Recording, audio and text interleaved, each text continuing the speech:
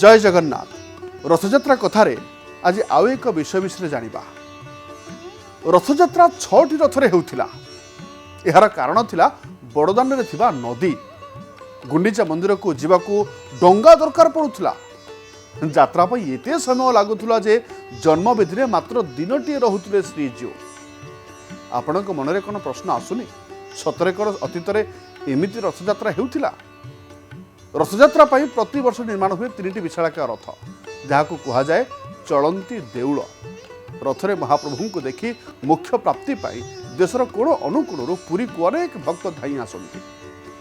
तेज आप तो जानी जे आगुरी 3टी रथ बदल में 6टी रथ तैयारी होता विभिन्न माध्यम।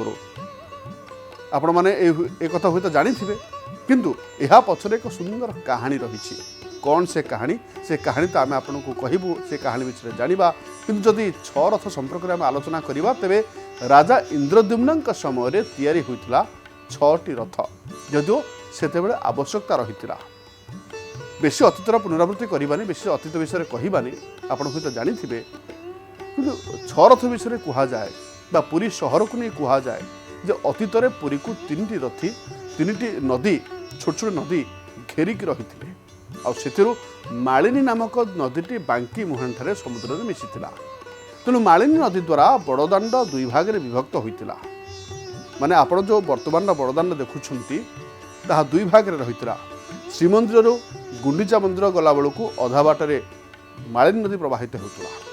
फल गुंडीचा मंदिर को श्रीमंदिर सहित सीधा संजोग हो पारुला। आ इंद्रद्युम्न राजा प्रथमे 3टी रथ निर्माण करी ठाकुर मानू नहीं मालिनी नदी कूल को नेले। अर्थ श्रीमंदिर मालिनी नदी कूल पर्यंत जाऊला 3टी रथरे। नदी में 3टी बड़ बड़ डंगारे किए कहते गोटे डंगारे 3 प्रतिमा को पार करा किए कहते भेड़ारे पार करा किंतु एक अतीत कथा को जब आम अवलोकन करवा ताहले एक कहुए जे डंगारे ही प्रतिमा मान को नदी पार करुले गुंडीचा मंदिर पार्श्व को नि जाऊला।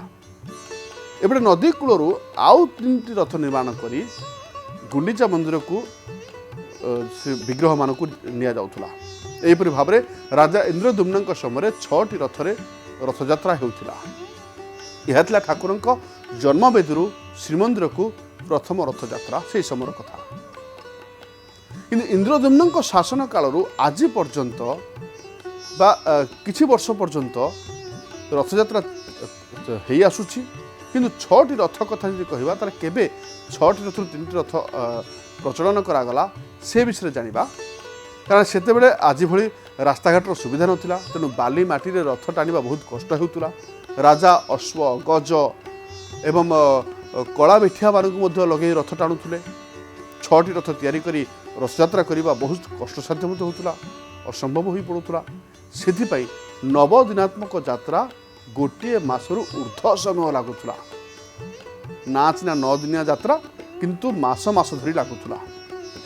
यहीपरि असुविधा को देखी समयक्रम तत्कालीन महाराणी श्रद्धादेवी चिंतित हो गले। किसी गवेषकों मतरे से गजपति महाराजा को कहले रथयात्रा करने को एत असुविधा होउची।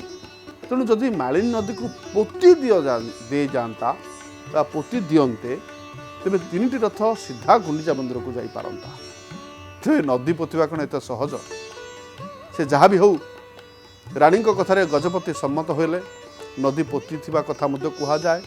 निर्दिष्ट रथयात्रा पूर्व मालिनी नदीटी बाली रे पोती होई गला। फल श्रीमंदिर गुंडीचा मंदिर पर्यंत गोटे बड़दाण्ड हो पारला। 6टी रथ परिवर्ते 3टी रथरे ठाकुर मानकर घोष यात्रा हो पारिला। आउ एक लोककथा कहा जाए बा शुणा जाए जे मालिनी नदी द्वारा बड़दाण्ड 2 भाग थिला।